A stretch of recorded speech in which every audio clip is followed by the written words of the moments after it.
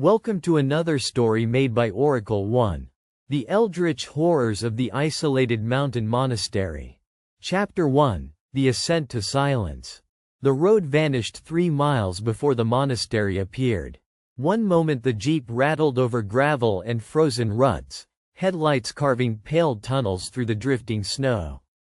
The next, the road thinned into nothing more than a suggestion, 2 faint tracks swallowed by white and stone. Elias Morin slowed, then stopped entirely. The engine idled, its sound indecently loud in the vast hush of the mountains. Above him, the peaks rose like broken teeth, jagged and ancient, gnawing at the low clouds. Wind dragged its fingers across the rock faces, producing a low, mournful moan that crept beneath his coat and settled against his spine. The monastery stood ahead, half concealed by fog and snowfall. It clung to the mountainside as if nailed there, a mass of dark stone and narrow towers that seemed less built than grown, extruded from the mountain itself. No lights burned in its windows. No smoke rose from chimneys. It did not welcome visitors. It endured them. Elias cut the engine. The silence that followed felt immediate and hostile, as though the world had been holding its breath, waiting for him to arrive. He stepped out of the jeep, boots sinking into snow crusted with ice. The cold bit deep, sharp enough to ache in his teeth. He adjusted his scarf and looked again at the monastery.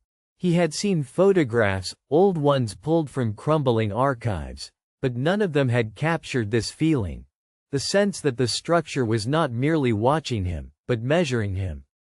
"You don't believe in this," he told himself. That had been his mantra since the letter arrived. The letter had come without a return address, written in a careful, archaic script that seemed deliberately out of time. It spoke of the monastery of Saint Aurelian, of its isolated order, and of texts kept there that predated known theology. Texts that described not angels or demons, but something older. Something that existed before names. As a historian of obscure religious movements, Elias had dismissed it as a hoax at first. But the references were precise. Too precise. The kind of detail only someone deeply familiar with forbidden scholarship would know. And beneath the academic bait lay something else. A single line, underlined twice. "What you seek is not buried. It waits." That line had followed him ever since. Elias slung his pack over his shoulder and began the ascent on foot. The path was narrow and uneven, steps carved directly into the stone centuries ago. His breath fogged the air, each exhale a small cloud that vanished too quickly. As he climbed, the wind shifted. The sound changed. It no longer moaned. It whispered. He paused, listening. The noise threaded through the stone and snow, too structured to be random. It rose and fell with a cadence that suggested intention. Words hovered just out of reach, dissolving the moment he focused on them. "Just the wind," Elias muttered. The monastery loomed closer. Its walls were pitted and scarred, marked by symbols eroded almost beyond recognition. Some were Christian. Crosses, saints rendered in stiff relief. Others were not. Spirals intersected with angular sigils, shapes that hurt to look at for too long. Elias found his eyes sliding away from them, as though his mind refused to process their full meaning. The gate stood open. That was wrong. He hesitated at the threshold, heart-thudding. Snow had drifted up against the walls, but the space between the gates was clear, as though something, or someone, passed through regularly. Elias stepped inside. The courtyard was vast and enclosed, ringed by cloisters that disappeared into shadow. A stone well stood at its center, capped with a heavy iron grate. The air here was different, still, thick, tinged with an odor he could not immediately place. Not decay. Not incense. Something older. Mineral. Like wet stone left too long in darkness. A bell tolled. The sound boomed across the courtyard, vibrating through Elias's bones. He spun, searching for its source, but saw no movement. The echo lingered far too long, stretching unnaturally before dissolving into silence. Footsteps approached from the cloisters. Figures emerged, robed in dark wool that blended into the stone. There were 6 of them, their heads shaved, faces gaunt and pale. Their eyes reflected the dim light with unsettling clarity. The man at the front inclined his head. "Brother Elias Morin," he said. His voice was calm, but it carried an undercurrent of strain, like a rope pulled too tight. "We have been expecting you." Elias swallowed. "I didn't receive confirmation that." "You received the invitation," the monk replied. That was enough. The others watched silently, their gazes unblinking. Elias became acutely aware of his own breathing, the sound of blood rushing in his ears. "I'm here to study your archives," Elias said, forcing steadiness into his voice. "The letter suggested that you would find answers," the monk finished. "Yes. Come. The abbot wishes to meet you." They turned as one and moved back into the cloisters. Elias followed, unease coiling tighter with each step. Inside, the monastery felt wrong in ways that defied easy explanation. Corridors bent at subtle angles, long enough to disorient but not enough to draw attention. Candles burned with flames that flickered sideways, as though drawn toward unseen currents. The walls were etched with prayers in languages Elias recognized, and others he did not. Some of the unfamiliar scripts crawled. Not physically. But his eyes traced them differently each time, the lines refusing to settle into fixed shapes. They passed doorways from which low murmurs drifted. Chanting, Elias realized. But the voices overlapped strangely, out of sync, as if multiple prayers were being spoken at once through the same throats. The monk at the front stopped before a massive door reinforced with iron bands. He placed a hand against it and closed his eyes. The door opened inward on its own. The chamber beyond was circular, its ceiling lost in shadow. A single brazier burned at the center, casting warped light across the stone. Shelves lined the walls, filled not with books, but with objects, relics, Elias assumed. Bone fragments, cracked masks, stones carved into shapes that suggested anatomy but adhered to no known species. At the far end stood the abbot. He was taller than the others, his robe embroidered with symbols Elias did not recognize. His face was deeply lined, his eyes sunken but sharp. "Welcome," the abbot said. "You have come far to remember." "I've come to learn," Elias replied. The abbot smiled faintly. "There is no difference." He gestured toward the shelves. "These are not artifacts. They are anchors. Each one binds a truth humanity was never meant to carry unprotected." Elias's academic curiosity flared despite his fear. "You're suggesting these objects, these texts, contain knowledge of what, exactly?" The abbot's gaze drifted toward the well outside, visible through a narrow window. Snow spiraled downward into its depths. "Not what," he said softly. "Who?" A sound rose from beneath the floor. It was deep and resonant, like stone grinding against stone. The brazier's flame guttered, stretching upward in a thin, twisting column before settling again. Elias felt it then. A pressure behind his eyes. A sensation of being observed from multiple angles at once. "You feel them," the abbot said. "Good. That means the monastery has accepted you." Elias stepped back. "I didn't agree to." "You agreed the moment you came," the abbot interrupted. "The mountains do not permit accidents." The monks began to chant. The sound filled the chamber, reverberating through the stone, through Elias's chest. The syllables were wrong. Too many consonants, vowels that bent into one another. His vision blurred at the edges. The shelves seemed to shift, objects subtly rearranging themselves when he wasn't looking directly at them. "What is this place?" Elias demanded. The abbot's smile widened, just enough to show teeth. "A refuge," he said. "And a gate." The sound beneath the floor grew louder. Something moved. Not toward them. Around them. Elias staggered, grabbing the edge of a shelf to steady himself. The stone was warm beneath his palm. Warm, and faintly pulsing. In that moment, Elias understood the letter's final line.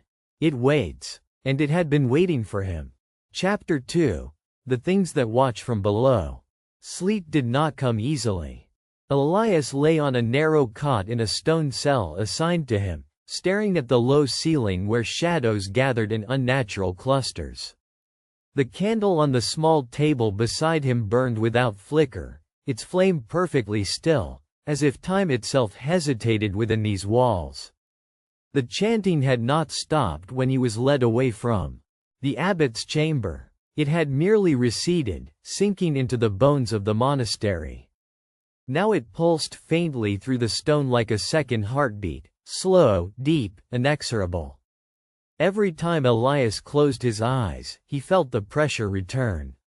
Not pain, exactly, but the sensation of being outlined from the inside. As though something vast and unseen were tracing the boundaries of his thoughts, testing where he ended and it began. He turned onto his side. The blanket smelled faintly of iron and old incense. When he inhaled, images flickered behind his eyelids, spirals carved into flesh, mouths opening in places mouths should not exist, a black ocean stretching infinitely beneath a sky without stars. Elias sat up abruptly, breath ragged. "This is stress," he whispered.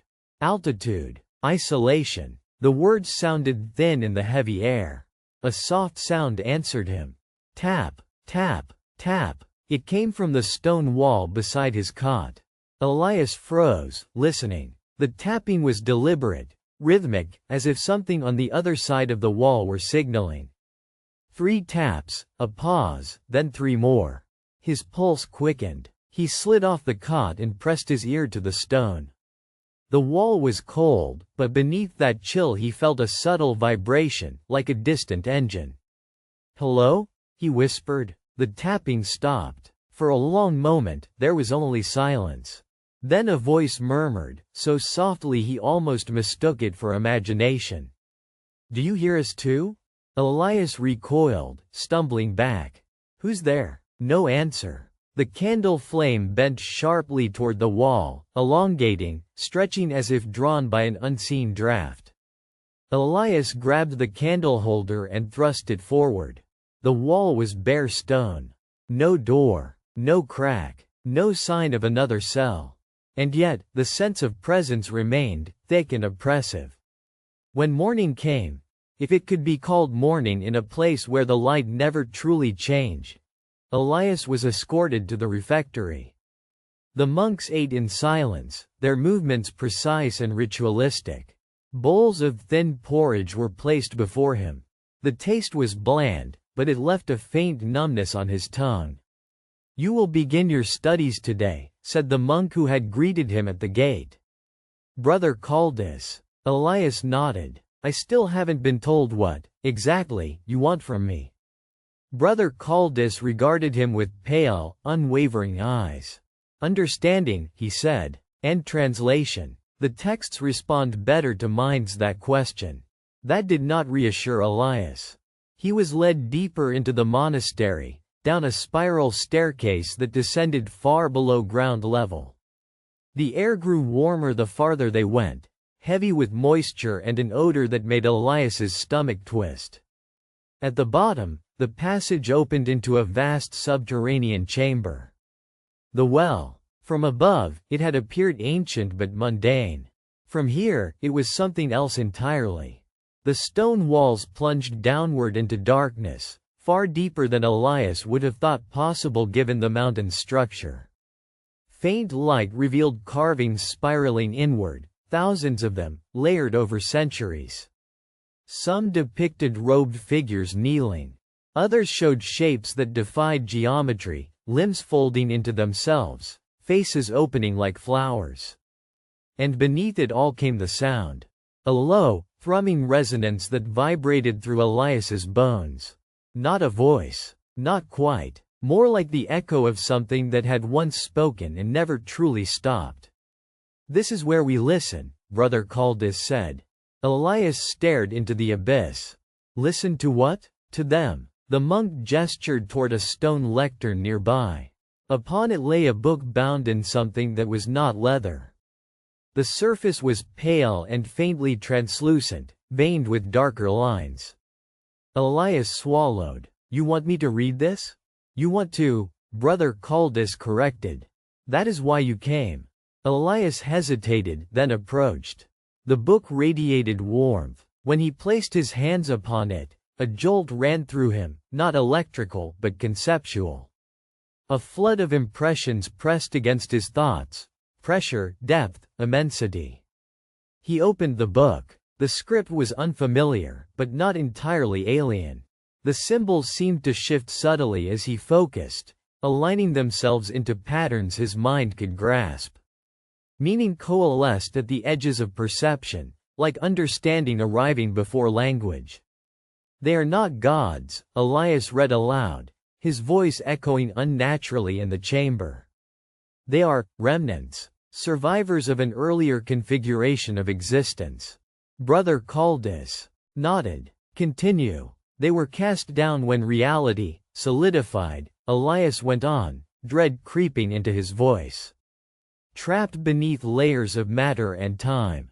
A sudden pressure built behind his eyes. He gasped, clutching the lectern as images surged forth, mountains folding like soft clay, skies tearing open, beings vast beyond scale writhing as they were forced downward, compressed into the cracks of the world. "They are aware," Elias whispered. "Still thinking, still dreaming." "Yes," said the abbot, who had appeared silently behind them. "And dreams, when shared long enough, become invitations." Elias turned. "This isn't worship. It's containment." The abbot inclined his head. "Once, perhaps. Now it is communion." The sound from the well intensified, rising in pitch. The carvings along the walls seemed to ripple, the stone flexing as if it were skin. "What happens if they wake?" Elias asked. The abbot smiled. "They already are." A scream echoed suddenly from somewhere above. High-pitched. Human. Elias spun toward the staircase. "What was that?" "One of the brothers," the abbot said calmly. He listened too closely. The scream cut off abruptly. Silence followed, thick, suffocating. Elias backed away from the well. "You're sacrificing people." "We are offering them understanding," the abbot replied. "To hear the echoes without being unmade requires preparation." "And what about me?" Elias demanded. The abbot's gaze softened. "You are special. You hear them clearly. You translate without resisting. You will help us open the way." "No," Elias said. "I won't." The laughter that rose from the well was not sound so much as vibration, rattling his teeth, shaking the chamber. The abbot stepped closer. "You misunderstand. This is not a choice." That night, Elias dreamed of corridors folding inward, of monks peeling back their own skin to reveal darkness beneath. He dreamed of standing at the edge of the well, gazing down as something vast and patient gazed back. When he awoke, there were symbols carved into his forearms. They pulsed faintly, in time with the echoes from below. And somewhere deep within the monastery, something had learned his name. Chapter 3: The Shape of What Remains. Elias woke to the sound of bells. Not the monastery's bell, the deep, singular toll that marked prayer hours, but dozens of them, clashing and overlapping, ringing out of rhythm. The noise tore through his skull, dragging him from sleep into panic. He sat upright, gasping. The symbols carved into his forearms burned. Not painfully, but insistently, as though they were warming themselves from the inside out. When he swung his legs over the side of the cot, the stone floor felt soft beneath his feet. He looked down in alarm. The stone rippled. Elias staggered back, clutching the wall. The rippling ceased, the floor hardening again. But the impression remained. An afterimage etched into his nerves. The monastery was changing, or perhaps it always had, and he was only now capable of perceiving it. The bell stopped all at once. Silence crashed down, heavier than any sound. Then came the voices. Not chanting, not screaming, whispering. They poured through the walls, the floor, the ceiling, layered and innumerable. Elias caught fragments as he stumbled from his cell into the corridor. Still below, pressed into the cracks, "We remember the sky, you opened your eyes." He ran. The corridors no longer obeyed familiar geometry. Passages stretched and narrowed unpredictably, doors appearing where none had been before, others sealing themselves with a wet, sucking sound.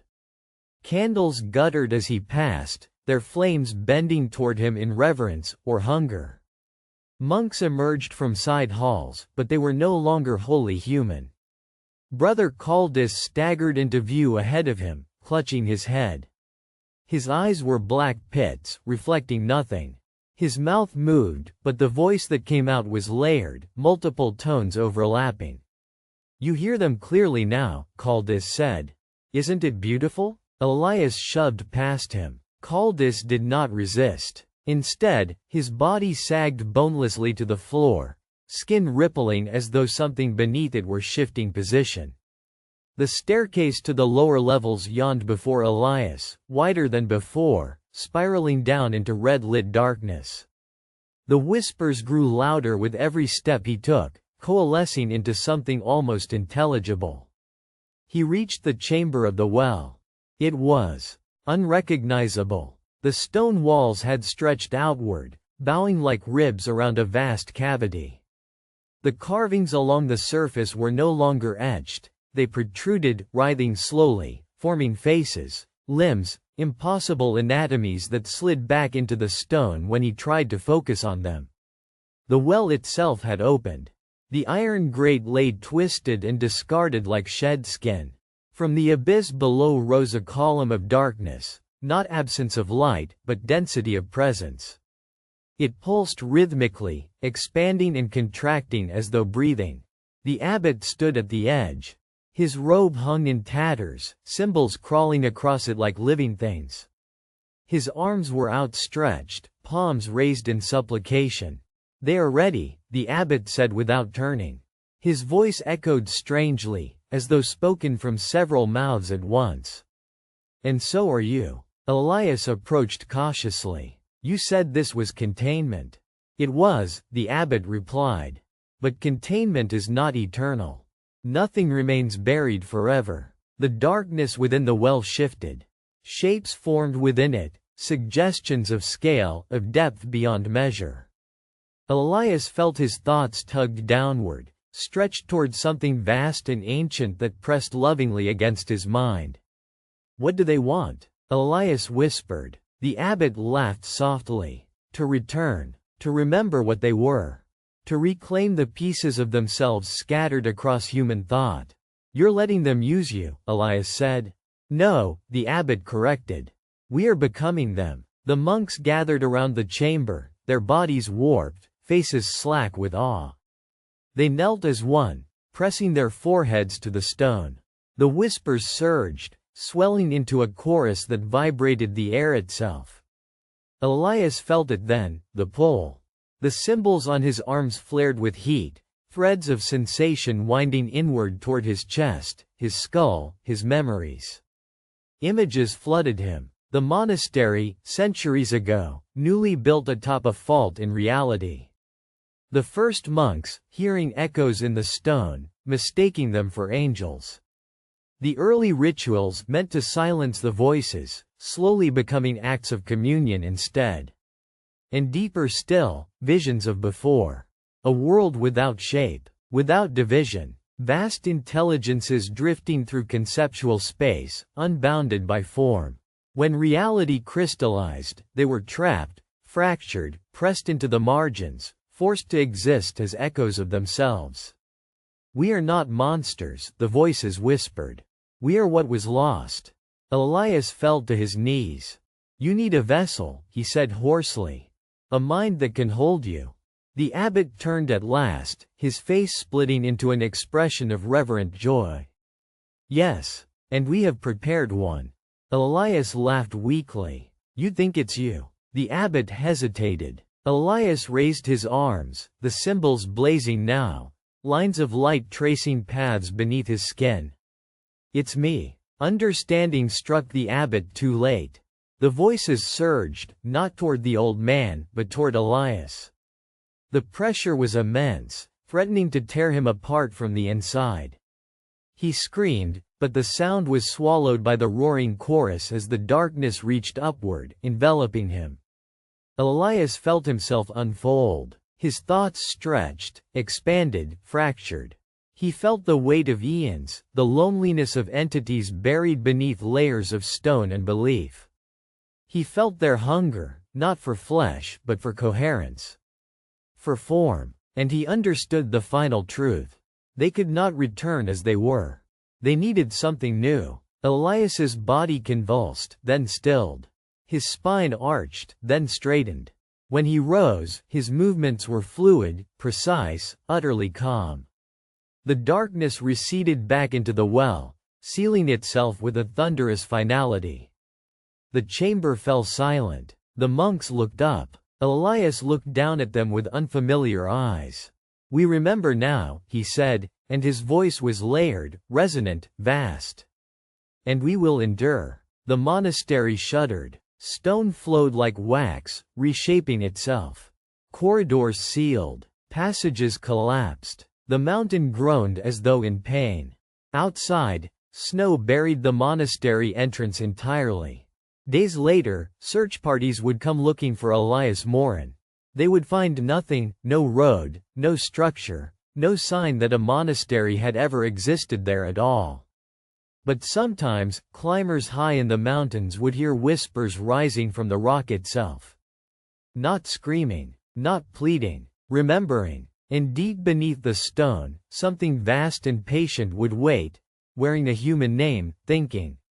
Human thoughts, dreaming of the day when echoes would no longer be enough. For more stories, like and subscribe.